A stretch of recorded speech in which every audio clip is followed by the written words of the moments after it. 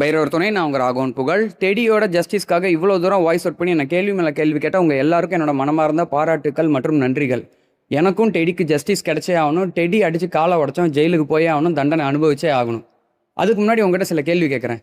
Suppose teddy உங்களோட டாகாக இருந்து டெடியை அடித்து காலை உடச்சவனை ஜூலை 11 உங்ககிட்ட பிடிச்சி கொடுத்து அதுக்கான ஃபுட்டேஜஸையும் கொடுத்ததுக்கப்புறம் நீங்கள் போலீஸ் ஸ்டேஷனில் போய் கேஸ் போடுவீங்களா, இல்லை இன்ஸ்டாகிராமில் ரீல்ஸ் போடுவீங்களா?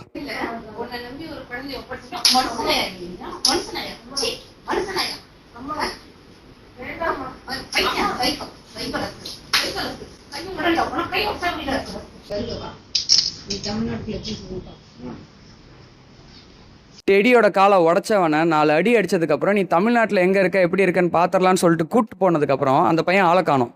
இதுக்கு யார் பொறுப்பு நீங்கள் நினைக்கிறீங்கன்னு சொல்லுங்கள். அப்புறம் இன்னொன்று கேட்குறேன், உங்கள் நாய்க்கு ஆப்ரேஷன் நடந்ததுக்கப்புறம் அதை பார்த்துப்பீங்களா, இல்லை அதை ரோட்டில் நடக்க விட்டு வீடியோ போடுவீங்களா?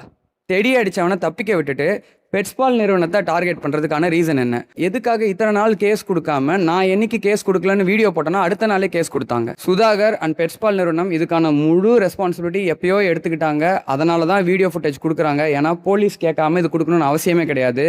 யாராச்சும் தப்பு பண்ணவன் இந்தாங்க 5 நாள் ஃபுட்டேஜும் எடுத்துக்கோங்கன்னு சொல்லி கொடுக்க மாட்டாங்க. இதெல்லாமே கொடுத்ததுக்கப்புறம் தப்பு பண்ணவனை தப்பிக்க விட்டுட்டு இவங்களை டார்கெட் பண்ணுறது என்ன ரீசனாக இருக்கும்னு நீங்கள் நினைக்கிறீங்க? இன்னும் நிறைய விஷயம் இன்ட்ரெஸ்டிங்காக அன்கவர் ஆகுது, வெயிட் பண்ணி பாருங்கள். இது சம்மந்தமாக எங்கிட்ட இருக்கிற எல்லா வீடியோஸ் எவிடன்ஸ் எல்லாமே உங்களுக்கு ஷேர் பண்ணுறேன். நம்ம எல்லாருமே டெடியோட ஜஸ்டிஸ்க்காக மட்டும் இல்லை, இதில் பாதிக்கப்பட்ட எல்லாத்துக்காகவும் போராடுவோம். ஜெய் பைரவா.